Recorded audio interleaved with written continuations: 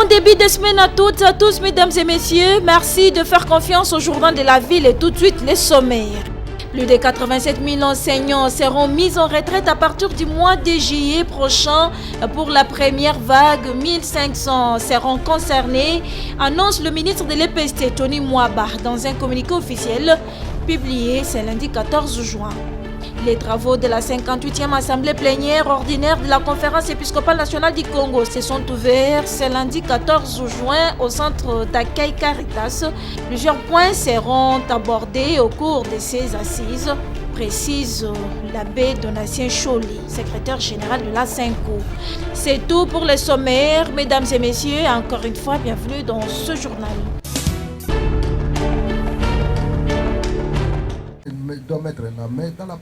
En marge de la Journée internationale de l'environnement, la vice-primature de l'environnement accompagne la vision du chef de l'État sur le reboisement de près de 10 milliards d'arbres à travers le pays. Protéger la nature, c'est protéger soi-même. C'est le thème qui a réuni la vice-premier ministre de l'environnement Eva Zaïba, le député, le membre de l'administration de l'environnement et le bourgmestre de l'Ancélé au parc agro-animalier d'Aïpen afin d'accompagner le gouvernement et soutenir le programme de reboisement puisque la RDC est le foyer le plus important. L'arbre, c'est la vie, a soutenu Eve Bazaïba. La République démocratique du Congo est l'un des foyers les plus importants qui va protéger l'humanité par rapport à ses potentialités environnementales. La faune, la flore, les ressources en eau et tout ce qui s'y trouve. L'arbre, nous ne cesserons jamais de le dire, l'arbre c'est la vie. Protéger la nature, c'est se protéger soi-même. L'arbre, les ressources en eau, ces cycles font partie des écosystèmes qui font que nous puissions vivre. Juste après le mot, la ministre a donné le go pour le reboisement accompagné de tous les officiels.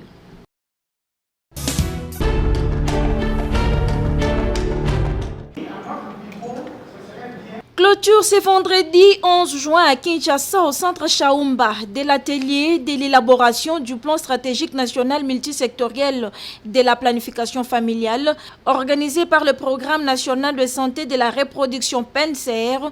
Durant 5 jours, cet atelier a permis aux participants œuvrant dans le secteur de la santé de se concentrer sur l'analyse de la planification familiale en République démocratique du Congo et identifier les problèmes prioritaires de la mise en œuvre de la planification familiale, explique-t-il. À l'issue de cet atelier, nous avons pu identifier les problèmes dans la mise en œuvre de la planification familiale dans notre pays. Nous avons identifié les problèmes prioritaires, nous avons essayé de trouver des pistes de solutions. Et à ce jour, nous pouvons vraiment présenter la situation de l'évolution de la planification familiale en RDC. Notre participation à cet atelier a fait mentionner le poids que la cible adolescent et jeune a pour sa contribution pour pouvoir améliorer la prévalence de contraception. Et le directeur du PNCR, le docteur Anne-Marie Ntumba, revient sur les temps forts de cet atelier. C'était un grand travail que nous restons fiers, nous l'avons fait. Et je pense que maintenant, la balise est vraiment faite pour élaborer notre plan stratégique et nous pensons encore, comme je l'ai dit, le jour tenir le délai. Parce que nous voulons améliorer la qualité de la population, de notre population, pour diminuer les décès des femmes pour ce qui concerne les accouchements. Donc en faisant une bonne planification familiale, nous pouvons arriver à diminuer jusqu'à 30% le nombre de femmes qui vont mourir parce qu'elles auront bien planifié leur grossesse, elles auront donné des naissances de manière responsable et calculée en fait. Il s'y est dénoté que cet atelier de l'élaboration du plan stratégique national multisectoriel de la planification familiale en République démocratique du Congo est réalisé pour le compte du comité technique multisectoriel de la planification familiale, CTMP.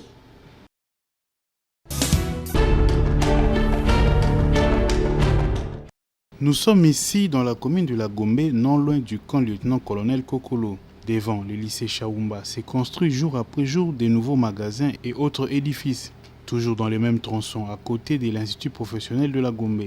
Ici encore, c'est le même exercice.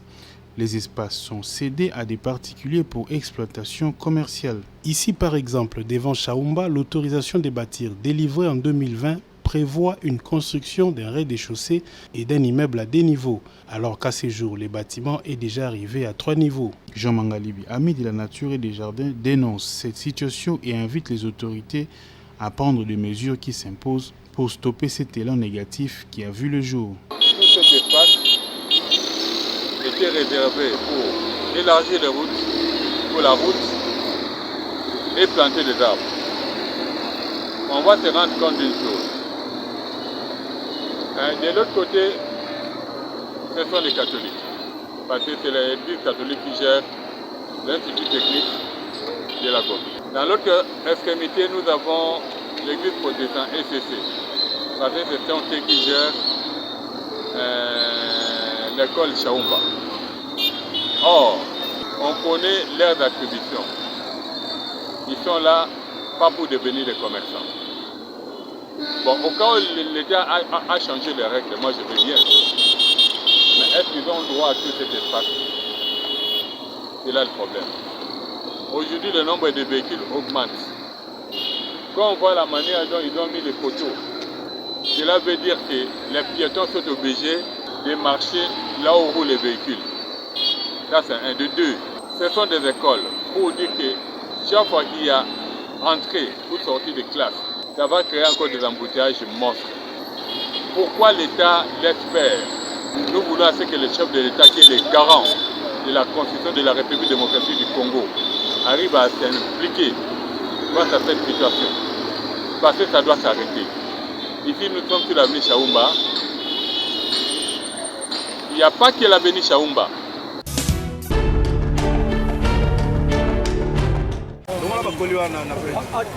Pendant que l'on accuse la police de foi à tort, qui use des sanctions avant le conseil, il y en a ceux qui font la différence.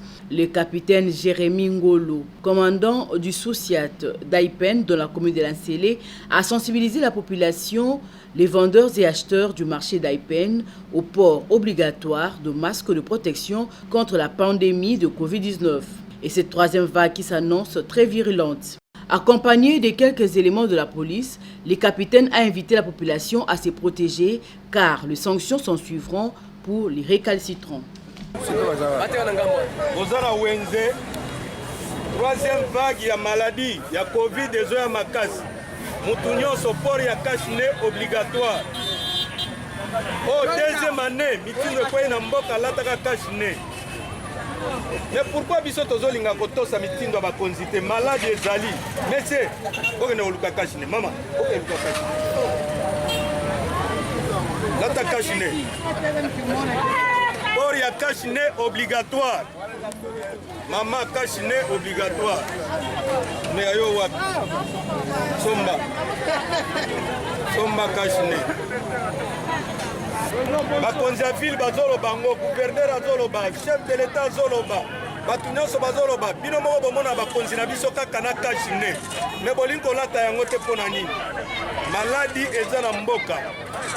Oye na wenzo ozoteka, bato ozotekela biloko oyebi bango te. Ozosola na bango.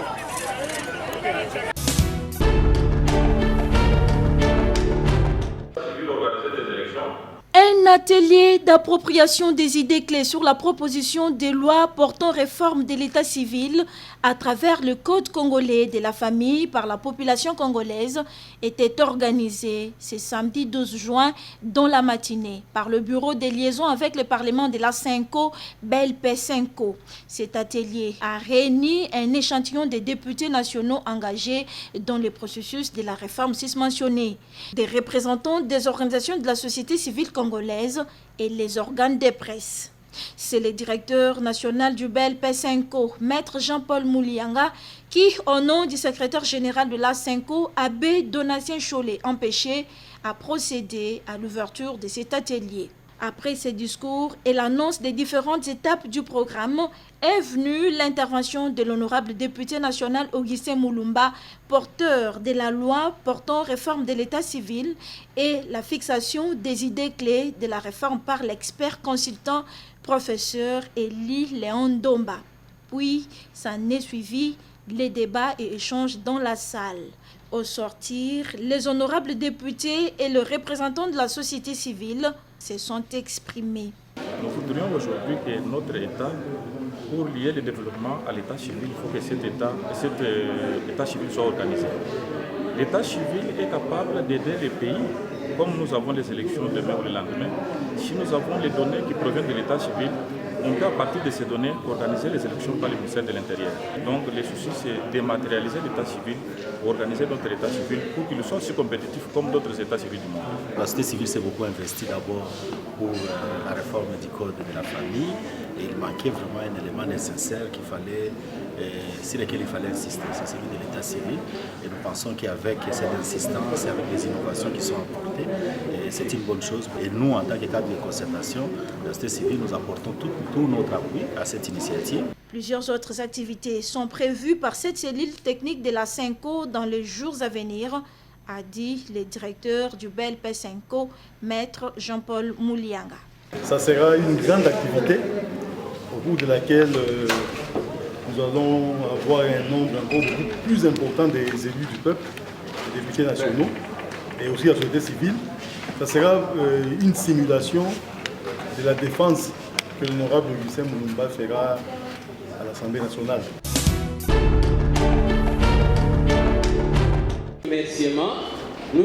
La 21e synergie des ONG de Kinshasa s'est clôturée ce vendredi 11 juin au centre Liloba d'Elemba en présence du chef de division urbain du plan. Durant 3 jours, les participants à ces assises ont eu à réfléchir sur les défis que le gouvernement d'Union sacrée de la nation doit relever. Et c'est grâce aux exposés des différents experts en la matière. Nous citons l'AETA, le collectif 24, le RESIC, Kinshasa et autres. Nourris par les échanges et concertations qui ont eu lieu lors de ces travaux, les organisations de la société civile, les acteurs étatiques, les mouvements citoyens et la dynamique communautaire de la base s'expriment. Au sujet des attentes pressantes de la population à charge du gouvernement Samalukombe, avant de noter ce qui suit. L'amélioration des salaires et la mise en place d'un système national de paiement. L'amélioration du système éducatif. Promouvoir la santé pour tous. Guy Moudumbula Makola, secrétaire exécutif du Conseil provincial des ONG Crank Kinshasa, revient ici sur l'importance de cette 21e édition de la synergie des ONG. Nous sommes réunis pour réfléchir sur les défis que le gouvernement de la République doit relever pour élever les différentes attentes très pressantes des citoyens à charge du gouvernement Samalukombe. Mais surtout, nous avons mis l'accent sur les pesanteurs qui se dressent sur le chemin de l'action du gouvernement. Le but, c'était de sonner l'alarme en direction du gouvernement pour qu'ils comprennent que beaucoup de problèmes l'attendent et qu'il doit jouer de manière très professionnelle pour pouvoir répondre réellement de ses responsabilités vis-à-vis de la nation congolaise. Une déclaration a été rendue publique. Nous nous apprêtons à la publier pour la déposer en premier lieu au chef de l'État et puis au Premier ministre, chef du gouvernement. Les autres autorités du pays seront également touchées pour obtenir cette déclaration de manière à ce qu'ils prennent ce qu'ils peuvent prendre dans leur action gouvernementale. Prenant la parole à son tour, le chef de division du plan, Nestor Moulenda, a clôturé ses assises en ces termes. Je parle ici de faire un engagement de faire tout ce qui est à mon pouvoir, constitutionnel et réglementaire, pour que la déclaration contenant les résultats de vos réflexions et vos contributions à l'action gouvernementale soit remise à qui de droit dans le meilleur délai et c'est dans le cadre bien circonscrit des mêmes prérogatives. Sur ce, je déclare close les assises de l'édition 2021 du Forum Synergie des zones de Kinshasa et je vous remercie. Tout est bien qui finit bien. Les recommandations issues de ces travaux seront remises à qui des droits et bientôt la campagne sur la lutte contre la corruption et les détournements des deniers publics sera lancée.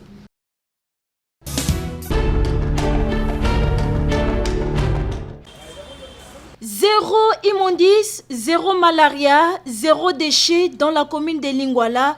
Tel est l'objectif du bourgmestre intérimaire Daniel Luangu dans le cadre de l'opération Kinshasa Bopeto.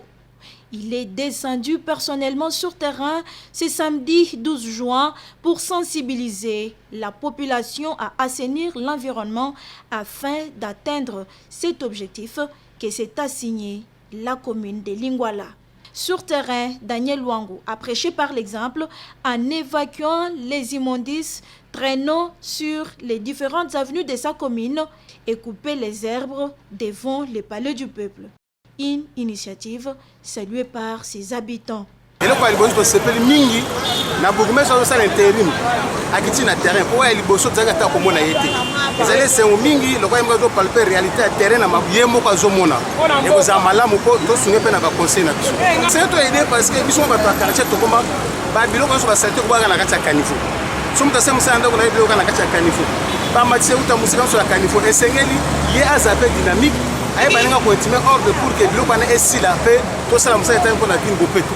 Juste après cette sensibilisation, l'homme du terrain, Daniel Luangu, a regagné son bureau. Et Élisée Nzita, coordonnatrice de l'ONG Dynamique d'appui à la santé communautaire d'ASCO, qui appuie la commune de Lingwala pour la rendre propre, s'exprime. Aujourd'hui, nous étions ici dans la commune de Lingwala, précisément en face du palais du peuple. Juste pour la lutte contre l'insalubrité. C'est un palais qui accueille un bon nombre de gens et de grandes personnalités. Et devant, il y avait vraiment de la saleté. Et ce qui a fait que, comme nous l'avons promis la fois passée, nous allons appuyer le bourgmestre de la commune de Lingwala. Nous sommes revenus et cet endroit nous a été confié. Voilà, en tout cas, c'était un endroit vraiment, je peux dire, principal et primordial parce que c'est un endroit qui accueille de grandes personnalités comme je l'ai dit tout à l'heure.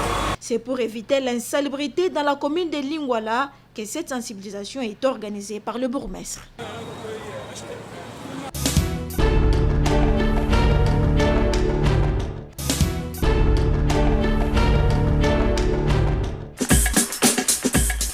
Nous sommes arrivés à la fin de ce journal de la ville, mesdames et messieurs.